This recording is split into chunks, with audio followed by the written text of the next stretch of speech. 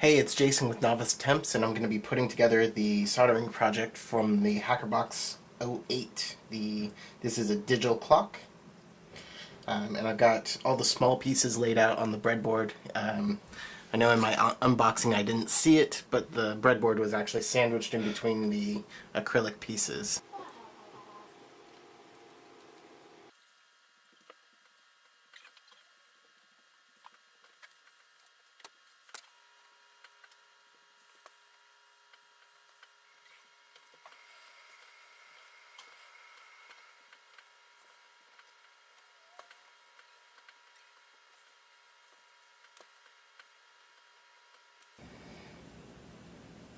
So that's all the small components, but this one dropped out as it was in, actually these two dropped out. So I'm going to resolder those.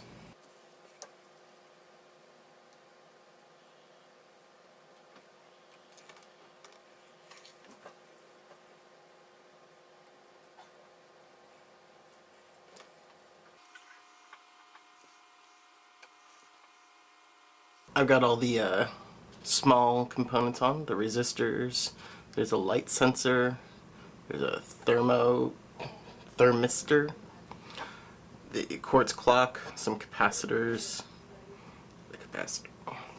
So next is onto the larger components.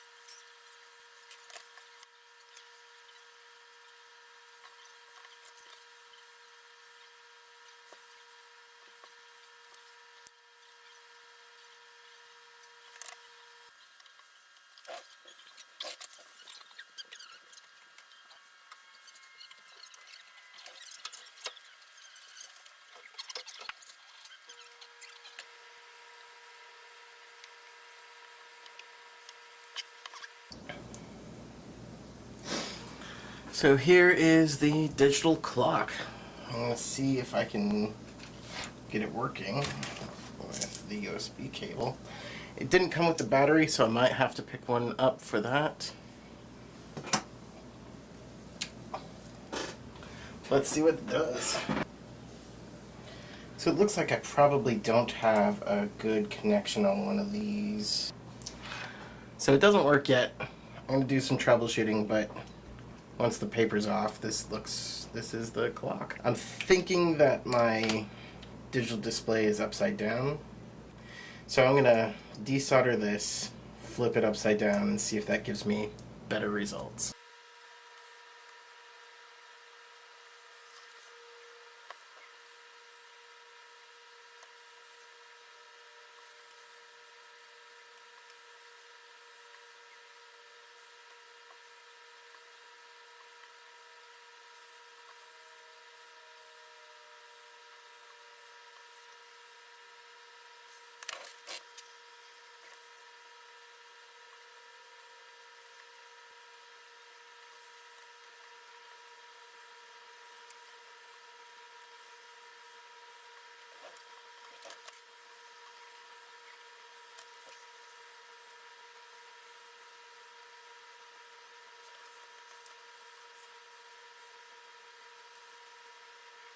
Finally got it desoldered and flipped around, and now I'm gonna solder it the correct way.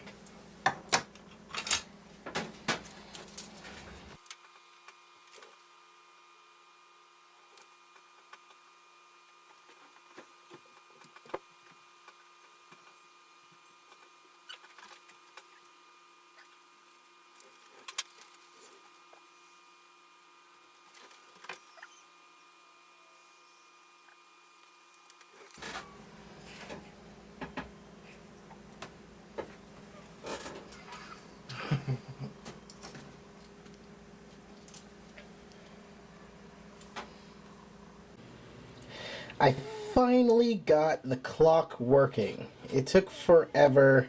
It took a lot of work, but there it is. You can see the time, and it flips between time and ambient temperature. So let me show you what I had to do. I finally got the clock working. It took several days and a lot of effort, but there you can see. It's got the time, it does a 24-hour clock. It also flips between time and ambient temperature. It should go to that in a second. There's the ambient temperature. It's a little, I think it reads a little hot. I'm going to show you what I had to do to get this thing working, because I screwed up big time initially. Let me show you what I had to do. So I'm going to take it apart a little bit.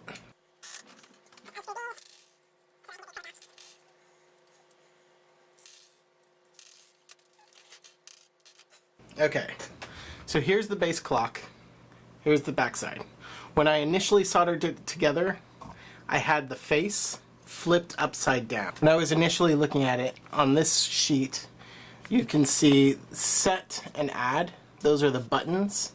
So when I was first putting it together, I had lined up set on top and add on the bottom.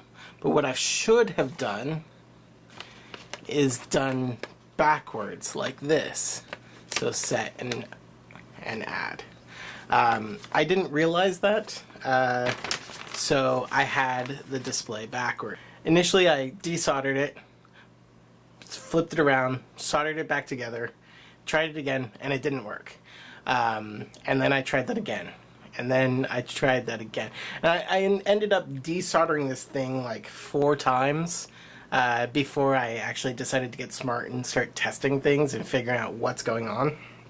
So, the last time I desoldered it, I cleaned it up, used a lot of rubbing alcohol, cleaned it up with a copper swab because I had a lot of burn marks and flux burns and all kinds of crap. And what I noticed was I had, probably on the first time desoldering, stripped some of the contact pads from the PCB so that there was no longer a place for the solder to adhere to. So I had to get around that. The first thing I did, I wanted to make sure that I didn't burn out the display and screw up the display. So I broke out my little Arduino from last month's Hackerbox, and I wrote a quick little program that would just cycle through 8 different pins. So this display is a 12-pin display, and I found a pinout for it online. You can see here the numbers correspond to a pin, and then each block of numbers corresponds to a grounding pin. So pin 1, 2, 3, 4, 5, 6, 11, and 10 all correspond to one of the digit portions. And then for the first block, you ground out pin 12. For the second, you ground pin 9. For the third, you ground pin 8. And then for the last, you ground pin 6. So I wrote a quick little Arduino script where I just set some pins as active, 8 pins as active. You can see there. And then I just wrote a little script to turn on and off those 8 pins. Set them to high, set them to low. And that let me connect all of the pins that I was using on the Arduino to the different pins for the digital display, for the segmented display. And then I could just shift the ground between 12, 9, 8, and 6 to make sure that all the segments on my display lit up correctly when they were given the proper signal. And so when I did that, all the segments lit up in sequence, and it was perfect, so I knew my display was correct. So, knowing that my display was good, and knowing where the traces were on my PCB, I soldered it back together, and I took a look at it. I powered it on, took a look at it. And I found that this number was good, this number was good, these two were not displaying anything, and the middle segment in both of these front two were not showing, not displaying. So I knew I had 3 pins that were bad. The 6 pin, the 8 pin, and the 5 pin was the middle segment. So I had to fix those. So you can see that there's a gap between my PCB and my display.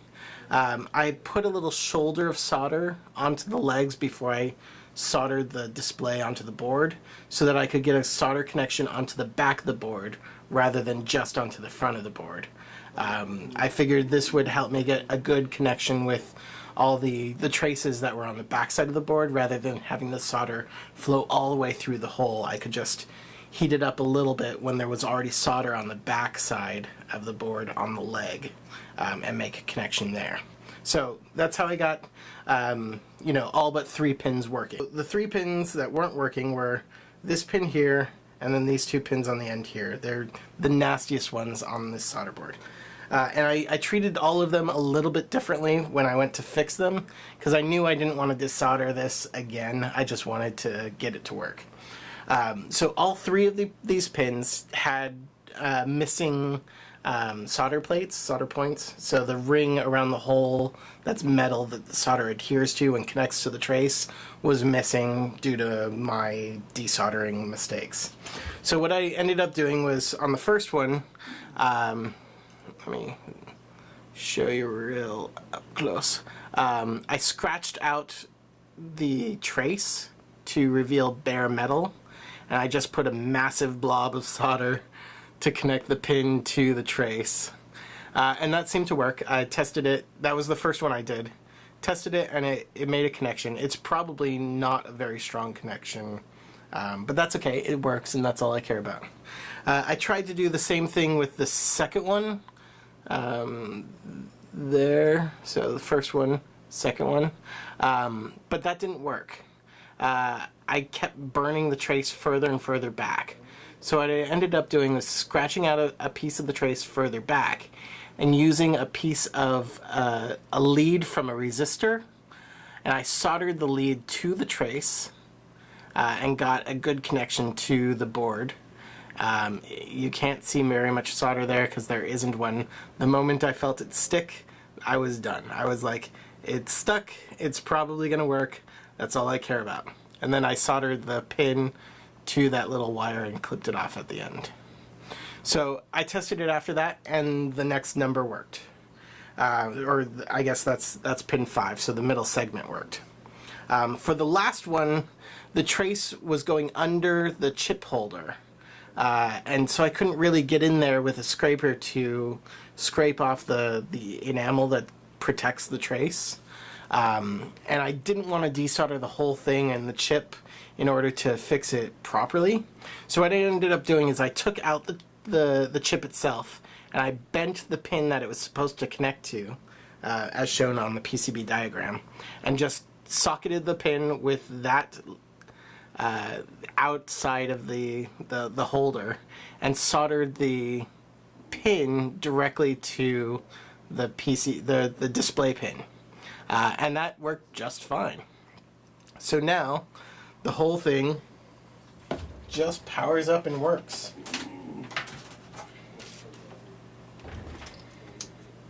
So that's my little digital clock from the Hackerbox number 8 clockwork. And I'm very happy that it works. I'm very happy that I'm done with this project. So, thanks for watching.